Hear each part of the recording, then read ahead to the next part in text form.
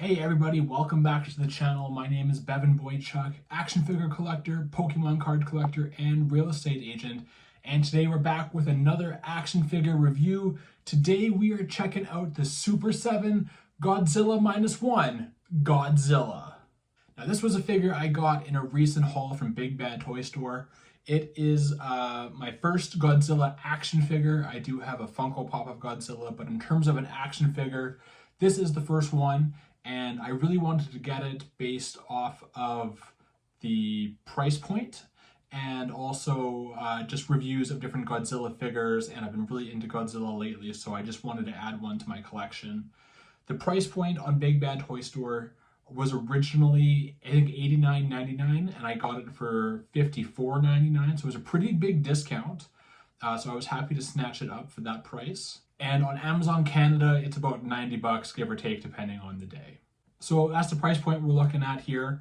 It was not a cheap toy by any means. 90 bucks Canadian, 60 bucks to 90 bucks American, depending on the site and the day, I guess. So it's definitely not cheap. You're not going to find this thing at Walmart for 30 bucks. Now, with that information in mind, let's get into the actual review of the figure. As always, starting with the accessories. This figure comes with exactly one accessory, which is an alternate head. This is actually the head that comes on the figure in the packaging, just kind of like a snarling Godzilla. And then I put the roaring Godzilla on there because I think that is a much better sculpt for this figure. Because when you think of Godzilla, you think of Godzilla roaring or blasting energy beams out of his mouth. He's not just kind of walking around like, that's more of a King Kong kind of thing, you know? Anyway, both heads look really good, so no complaints there. Would I have maybe wanted some extra hands? Sure, yeah, why not? Extra is always good, but I'm only going to use 2 hands at a time, so having the basic grabbing hands for Godzilla is totally fine. The sculpt on this guy is really great.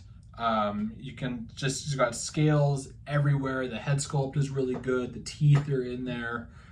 These spikes on his back, I don't know if they have an actual name. I'm just going to call them spikes for right now.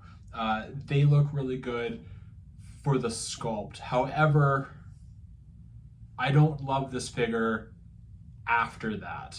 Like I said, this figure goes for give or take 90 bucks Canadian, so not a cheap figure, but it does look and feel really cheap to me for that price point.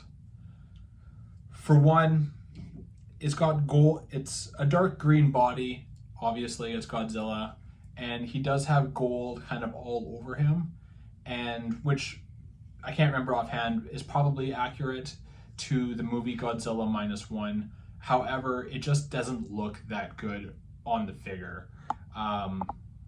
It stands out in a way that makes it look a little uglier than I think it should, and it just looks cheap. The plastic feels cheap, especially these spikes here on its back.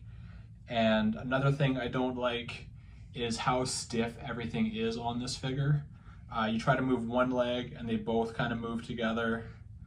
The head was really difficult to pop off and pop back on, and the tail is not even in there. It's just placed in there.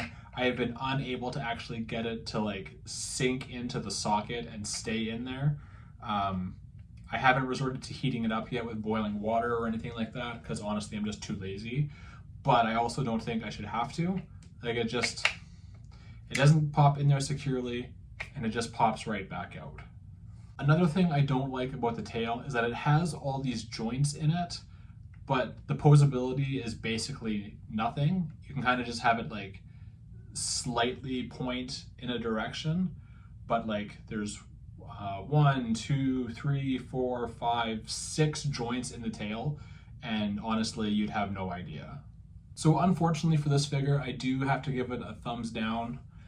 It looks great on the shelf if you don't look too closely at the paint apps, because like I said, the gold on it just doesn't really do it a whole lot of favors.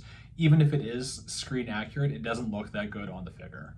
The posability is not great. Like I said, these joints are really stiff. The tail does no favors for anything because it barely moves at all. So basically he's just going to stand there. He's basically a statue with movable arms, which for the price point that I paid for it and that you can get this figure for is just, in my opinion, not worth it. If I had paid $50 Canadian for it, I'd feel a lot better, but to pay $90 Canadian, it doesn't feel good, honestly. And I was really excited to get this figure, especially on sale. But it kind of is what it is. I've had Super 7 figures in the past before with the Power Rangers line, and I was impressed with those. So maybe this is just a miss on Godzilla, and maybe if I want a different Godzilla figure, I have to go with maybe SH Figuarts or something like that. But that's it for today's story. The review was negative. I just kind of got to call it like I see it. And generally speaking, I like all my action figures. My last few reviews, I think, would show that. And I do have a couple more reviews coming up, so keep an eye out for those. Like, comment, subscribe, all those YouTube things. And if you want to buy a house, give me a call.